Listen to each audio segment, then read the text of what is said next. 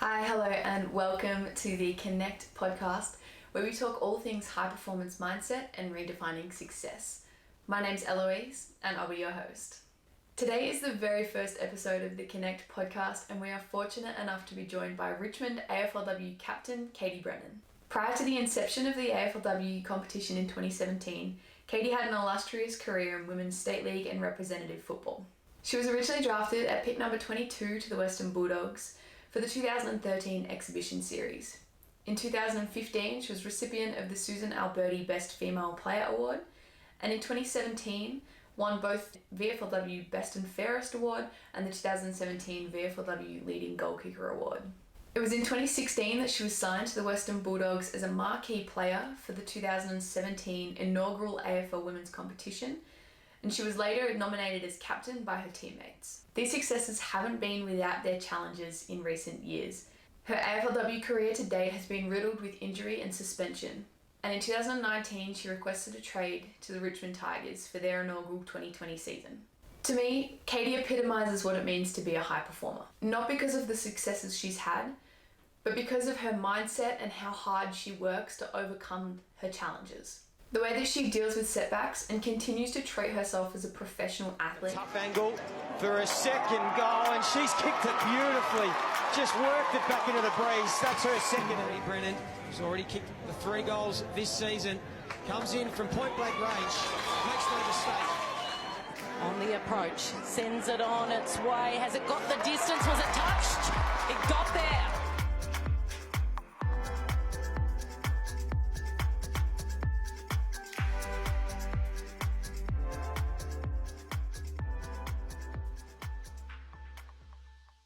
Today we're going to be talking through Katie's journey in football, specifically getting an insight into her mindset throughout the challenges and setbacks that she's incurred along the way. Let's give Katie a call. Hi. Hello. I want to start off going back to the start. What got you into football firstly? For me, both parents were Victorian, so I guess footy was always like in the blood for me, and we just loved it as a family growing up.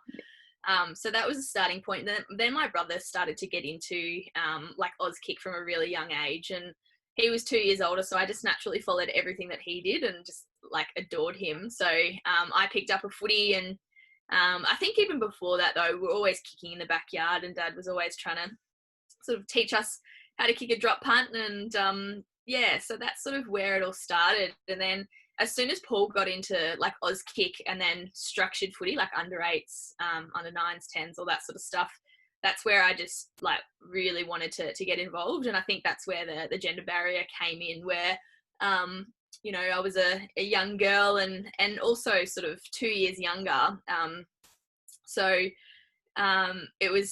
was kind of my little moment where I got to play my first under 8s game, where it sort of just really clicked for me. And I ended up sort of every week I'd come prepared. I'd have my kit on and I'd have my boots and I'd just be wanting to play every week. And Dad was always like, no, you're too young. And then there was one week where they were short. And it was like 8 weeks into the season with like 3 weeks to go or something like that. So I ended up getting to play that game, and I think I kicked like 7 goals or something in that first game of under 8. Of course you did. But Dad was like, I'm going to put you in the forward pocket, and he's like, don't get hurt. And so anyway, Just kick goals. he's like, your mother will kill me if you get hurt. Anyway, so I had a cracking day and just like loved it from that point on. I was just so obsessed with football as a young kid. Like I'm a bit OCD, and I just like I knew every name of every player. I knew like sort of every number that matched up with the name, particularly the Brisbane Lions. I just adored them. And they were going through their sort of really successful period at the time. So they were winning premierships in those 2000 years. So I think that's where like the genuine love for the game really started. What age did you keep playing with the boys until? So I played 8s, 9s, 10s, 11s, 12s and 14s with the boys, 2 years of 14. So it was like the second year of 14s where I had to go over and play youth girls, which wasn't even a thing like in Queensland back at the time. So I like rallied all of my friends from primary school and high school Make a together team. to make a team. So we had like dancers in the team. We had girls like doing cartwheels on the field that That's had great. no idea what the rules were. But it was sort of a strange little period of time where you just want to play with the boys forever because you feel as if that's your, you've done it for so long, but they are It's starting normal to at that point, yeah. Yeah, exactly. And you tell a kid who's 14 and running around fine with the boys that she can't play footy anymore with the boys. It's it's in hindsight, it's completely fine because the boys are getting a whole lot stronger and probably more aggressive at the footy. But back then you just wanted to play with the boys for the season. You kept playing with the girls. You came down to Melbourne. What age was that? So I was 19 when I moved to Melbourne. Sort of like just picked up and left one day. My mum was living down here at the time, and she was a bit sick one year, and then I came down and just spent some time with her and ended up starting to train with Darebin because so Asta had moved down here and I played with her up in Queensland, and so I trained with Darebin for it was like 3 or 4 weeks that I was down here, and mum was better, so I went back up to Queensland. I was back to uni, and I just remember sitting in a lecture one day and just like thinking to myself, I need to move. I really want to play with Darebin and I want to move to Melbourne. It was always my dream to play footy down there, so I packed up the books and sort of told the family that I decided to move to Melbourne. I love that. Just up and leave. Yeah, see you later. So came down to Melbourne, played for the Darebin Falcons. Those that like obviously know the history of women's football know how successful the Falcons were at that time as well. And then you were drafted to the Bulldogs in 2013 for the exhibition series games. Had you, because I know obviously knowing you now and how like dedicated you are to your training and how much you commit to football, were you just as committed back then despite there not really being any kind of direction for women's football?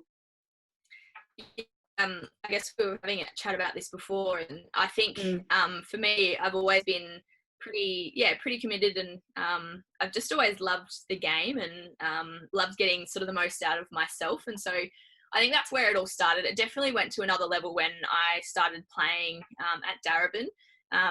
I always knew, like, back in Queensland that I could only probably take it so far and really wanted to move just because, it's booming there in Queensland. But I think I was just in that age bracket where it wasn't quite there. And so as soon as I moved to Darebin, you're around the likes of, Daisy Pearce, Karen Paxman, Melissa Hickey, Loz Arnell, Darcy Vesio, all these superstars in the AFL women's that we now know as household names. And I think that takes you to a whole nother level in terms of you're just surrounded by great players. And, when you're really competitive and you want to get the best out of yourself, that's where you sort of start to level up your game and sort of be more committed. So I think that was a massive turning point in my footy, playing those 5 or 6 years at the Falcons, and just really enjoying my time there. It was like, you would know, Logger, you were part of the team, and first year you just like being there in that group and around those sorts of people, like it lifts you up as well, and you want to like get better. Like you see how dedicated everyone else is towards it, and that makes you work harder.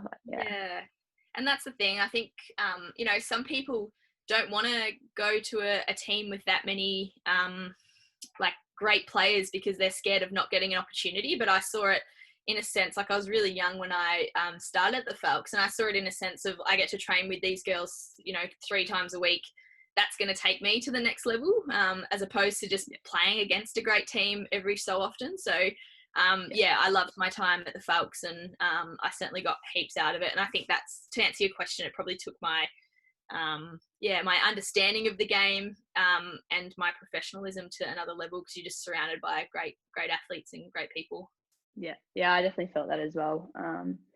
Coming in, it just I think it's so much better training with people like that than playing against them. Like I think it's so much more beneficial. Yeah, 100%. So you've had quite a lot of well-documented success at VFLW level, and then playing the exhibition matches for the Western Bulldogs. And then you were signed as a marquee player for the AFL women's competition late 2016, before the 2017, the first season. What was it like playing that first AFLW game? Yeah, that was a really special moment. I think there's probably two moments that stand out for me in that season. It was watching the first game. So, at Icon Park, where it was a lockout crowd, and knowing that I was playing the next day or the next couple of days on Whitten Oval, it was just a really, incredible experience. And, you're watching sort of all the girls that you'd played with. I know like Darcy starred in that game, and you were just sort of watching on. So that was really, really special. And then obviously running out for the first time. I'd been with the Bulldogs for the whole exhibition series and sort of, played a big role in sort of developing the club and thinking about what talent we were going to bring in the club and just being a massive part of that. And for me, it was such a special moment. The Bulldogs will always have a really strong place in my heart, and sort of where I started my AFL women's journey. So it was, it was bloody spectacular. It was such a cool moment. Were you nervous going into it, or not really? Just excited? I think there's a level of nerves going into sort of every game, and probably more so the big games in terms of grand finals and sort of first games and that sort of stuff. But this was just it wasn't I was certainly nervous and I was really excited, but it was more of a relief sort of thing. Like, you dream so much of being a young girl and running out in AFL colours, and even picturing yourself playing with the boys. Like, I just thought I was going to play with the Brisbane Lions boys and be the first girl to do that in the AFL men's competition. But just like that relief of like, far out, it's finally here, and you sort of in a sense you dedicate your life to it, and you could never see it, but it finally arrived. And it was that gratitude of everyone that had come before you, and the excitement of everyone to come as well that gets to experience the moment. So it was really special. You spent a fair bit of that first season injured. Was that difficult? Sort of everything, as you said, had just kind of, you'd finally gotten that sort of dream of an AFL women's competition. Was that hard? Yeah, I think I've spent, and you might get to this, but I've spent a few of the seasons injured. Yeah. Which, like, equally, they're all equally as hard, but I think that first one was really, like, it was a really, it was a sort of a real blow, because it's the first time you just experience the FOMO, I guess, of missing out, and not, you sort of not, I hadn't really been injured for quite a long time until that moment. And so, it was a bit of a sort of a tough period of time, but at the same time, like, all these setbacks, injuries and hardship, it always makes you stronger and it makes you want it more. And I think that was a bit of a turning point in my footy too, where like I really worked hard to rehab that, and sort of, I think I played probably one of my best years of footy in the VFL the next year, which again didn't translate to the AFL women's because I was injured once again. But it was just it was a really cool moment where I tried to work really hard to get back in sort of an individual perspective, but also from a leadership point of view. I reckon I learned so much about myself and the way that that I sort of approached leadership. And for me, it was all about just leading by example and just sort of being out there on the field and working hard and kicking goals and all that kind of stuff. But I was forced to sort of sit in the coach's box and lead differently and, develop connections and try and get the best out of our group. And we weren't going so well at the time. I think in the first year we ended up winning one game and we were near close to bottom of the ladder. To come back the next year and sort of win the premiership was a really sort of amazing, I guess, achievement for the whole group, because we came from sort of such hardship in that first year. Yeah. So I was going to say that 2018 season as well, which I know was probably quite an emotional one again for you. another injury, and then ended up being suspended for the grand final. What was the biggest thing that you learnt from that time?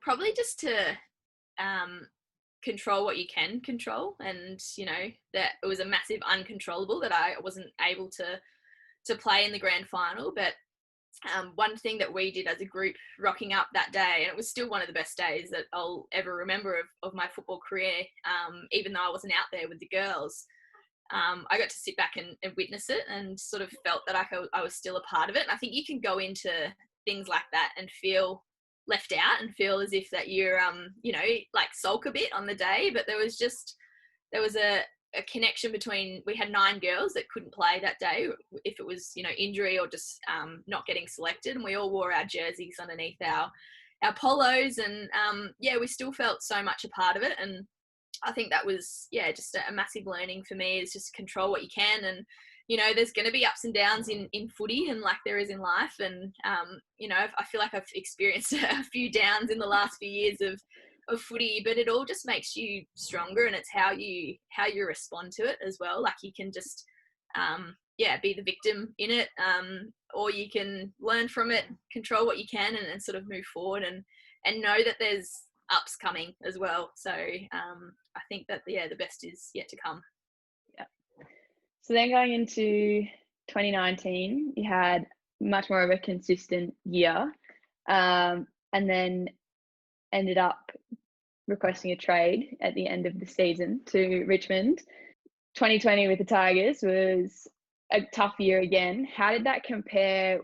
What was, I guess, the feeling like between, first year at the Bulldogs being a tough one as well, and then first year at the Tigers? It's a good question. It was sort of, I think it was different in a sense that you know what to expect in a way. Like, I certainly thought we would be competitive. I didn't think we would lose every game, and I didn't think we would win every game. So I sort of went in with a level expectation of where we would be at. And I think that we had such a young group. Like we had, there's only like, I think 10 of us that had played AFL women's before. So that's only a third of your whole entire list. And a lot of girls that hadn't before. We had like, I think it was 15 girls that debuted across the season, which is just massive, like more than sort of any other team apart from obviously the first year. So, you look at the likes of North Melbourne and Geelong and those teams where they had a lot of kind of like ready-made talent when they first came into the competition, and that saw a lot of sort of success in their initial year. But also it's just teething not issues, but it's sort of just navigating your way through that first season and learning, and the girls learn what to expect, and you're all new players playing in different positions and all that kind of stuff. So it was still like such an amazing year to be part of. I think leading into that first game, there was just so much excitement in our group, and we gelled incredibly well. And it sort of gave us a bit of a glimpse when we did play high class footy of what is to come for our group, which is a really exciting brand. And amongst the year we had more challenges. We lost a midfield coach. We lost some players to injury, which you always do, and then we've lost our coach at the end of this season. So, and also the pandemic. So it's a bit of a crazy time at the moment. But like in terms of, to give you insight into where our group is at the moment, these girls are just so eager to learn, and as I mentioned, they were quite inexperienced, but I think their growth curve is just sort of the biggest that I've ever seen from a group going forward. So I think you don't put expectation on yourself to win every game next season, but I certainly think we'll be up there in the years to come with the group that we have, and how keen they are to learn and grow. Yeah, I was going to talk to you about that with COVID and everything that's happened this year. It's obviously a different challenge in some ways with all of the setbacks that you've had over the last couple of years. Do you almost think that you've been better prepared to deal with experiences like this? Yeah, I think so. I think, everyone's different, and I think, but from a personal perspective, when you go through things and you get through it and you prove to yourself that you can get through it, then you just become stronger, and you can remind yourself of those times that you've conquered. And so this for me, it's sort of an okay period to navigate. You know, you want to be out there playing footy, and you miss it, but you also know it's going to come around soon. So it's more supporting the girls that we've got on our list. You know, you've got girls that are still working ridiculous hours at the moment. You've got girls that have lost jobs. So it's a really tough one to try and support each and every girl, because their journeys are so different. So I think for me, that's sort of the focus over this time, and making sure that we're still making strides and improving, and that our girls feel well supported during a crazy period. Crazy year. I actually can't believe, like I was thinking before, I can't believe that 2020 season was only 6 months ago. Like it feels like so much longer ago. I know, doesn't it? Yeah. And just how it all changed so quickly. Like it was just, it was crazy. Yeah. All right. Taking everything that you've learned from the challenges over the last few years, how important has sports psychology and training your mindset become to you? Yeah, it's been massive. I think, like I always lead on like gratitude and meditation. You know, when you go through tough times, whatever they are, and, you know, whether they're in sport or in life, you often forget about what you have and sort of the positive things in life. And so that's been massive for me. I've also done a little bit of work with some of our resources at the Tigers.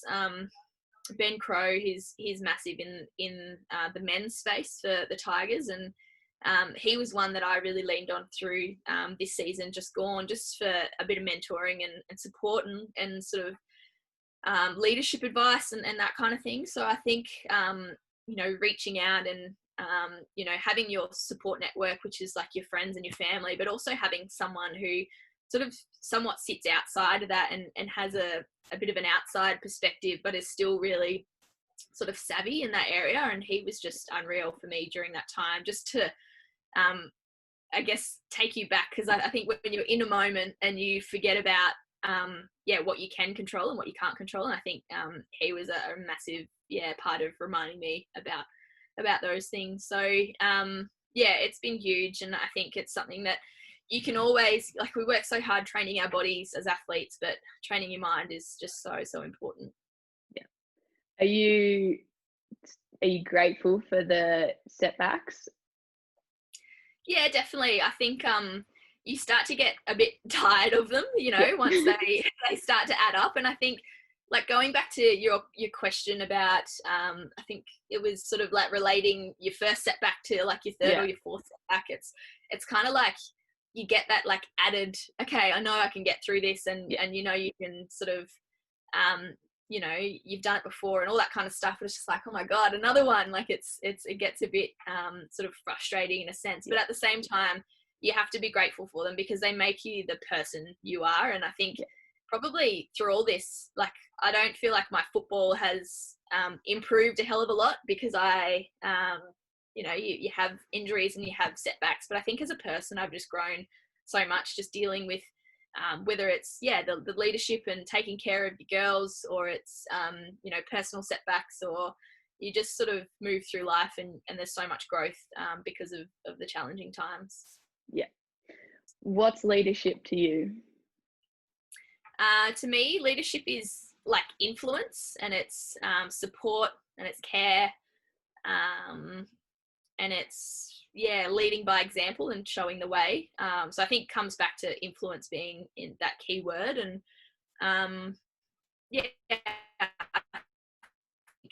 there's so many different ways that you can lead, and we're really lucky at the time.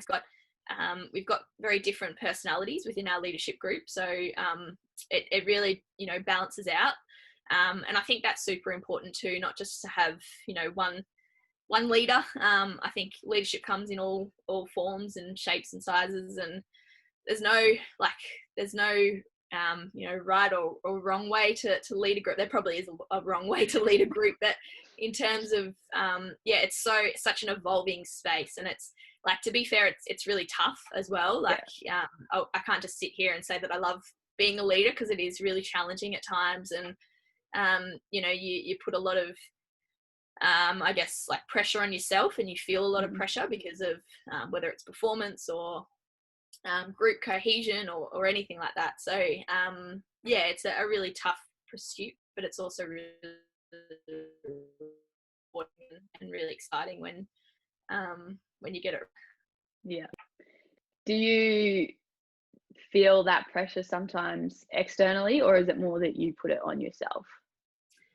It's a bit of both. Like you can't not feel it externally. I think when you're a leader of a group, and I think from day one in AFL Women's, I've been in a leadership role, and so you learn to deal with the sort of the outside noise or the pressure, and it's all somewhat perceived and you can't control it. So I think, but it is also that internal pressure that you do put on yourself, and it's more your expectations of what you expect of you and your performance. So I think as I said, you just get so much better dealing with both of those things, but they do cut you down at times. Like there's times where they just get on top of you, and it's tough, but it's also just learning how to deal with it all. Deal with it. Yeah. So we spoke about this a little bit earlier as well, and I guess as a female athlete, it can be pretty easy to I guess just work hard at training and not put in that sort of extra time because of full-time job, the work and everything. How do you approach that, and what pushes you to sort of keep that high standard for yourself? I think for me, I haven't achieved what I want to achieve in AFL Women's yet.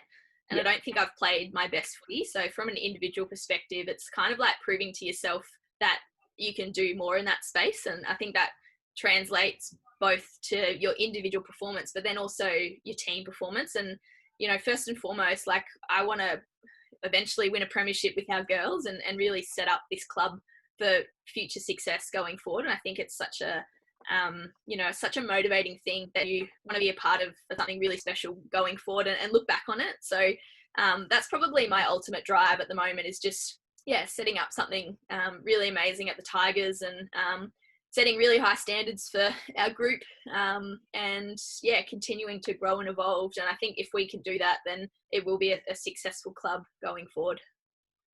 Yeah, which actually leads into my last couple of questions. What's next for you? What does the future hold? What are your sort of next goals in the next few years? On the field, do you mean? Yeah, in football. Yeah. I think, as I said, you don't throw around "I want to win a premiership" to many people, but you do. Like you want to. I really want to sort of taste success, whatever success is for our group in the next 5 or 6 years. Hopefully, I'm playing that long. That's the goal. A bit of longevity in the career would be nice.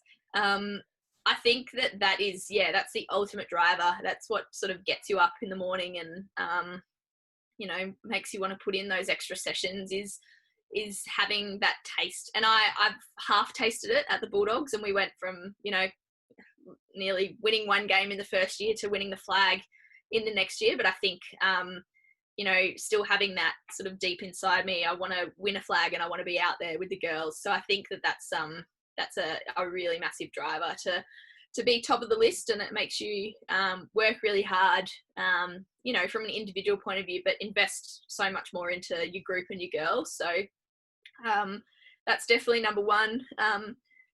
And then number two, I think for me, it's just, as I said, setting up something really special at the Tigers, and I think it's just a process. You've just got to keep laying those foundations, and sort of, keep pushing forward with whether it's the processes of how you run things at training, whether it's the people. I think it's, we're starting to move through probably our challenging time in our first year, and starting to just gain a bit of momentum. So And then I think for me on an individual level, it's just contributing, like being my best self out there on the field, taking my game to another level, but also just having that consistency of playing out the season and being out there. So I think, they're probably the three big goals for me. Yeah. And finally, any sort of words of advice for young girls that want to play AFLW? It's always such a tough question, this one, because you're like, are these girls really young? Are they like your age, Well, girls that are probably, that 17 or my age, either playing kind of that state league footy or whether it be in juniors or VFL, that want to get to that next level. I think it is about really enjoying yourself and loving the game. And like, I think when you really love the game, it doesn't, like, training's not a chore and study of the game's not a chore. Watching of the game's not a chore. Like, you just sort of get really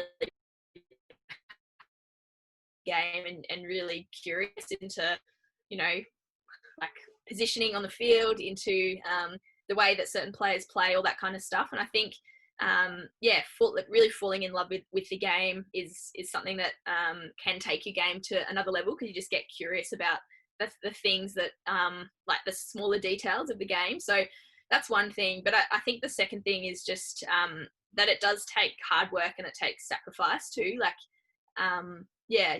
we talked about, you have to sacrifice work sometimes, and you've got to sacrifice parties, and you've got to sacrifice late nights out and all that kind of stuff if you want to sort of get to where you are. So it's about evaluating what you want sort of in life and where you want it to take you. But I think the number one thing is just really sort of enjoying yourself and loving the game, being passionate about the game. Yeah. Cool. All right. Well, that's everything that I had. So Thank you so much. No worries. That was great. Thanks for having me. No worries. Thank you for coming on. All right, everyone, that is a wrap on the very first episode. A massive thank you to KB for coming on and joining me on the episode. I really hope that you guys as an audience was able to take something out of it and learn something from her. I really love her positivity and the way that she deals with everything that's thrown at her. And hopefully there are some things that you can take from that to apply to your own life, whether it be in sport or other areas, especially with everything that the world has been going through this year. If you're watching this on YouTube, make sure that you give the episode a like and leave a comment down below and let me know what you enjoyed most. Thank you so much for joining us on this first episode. Hopefully we'll see you soon.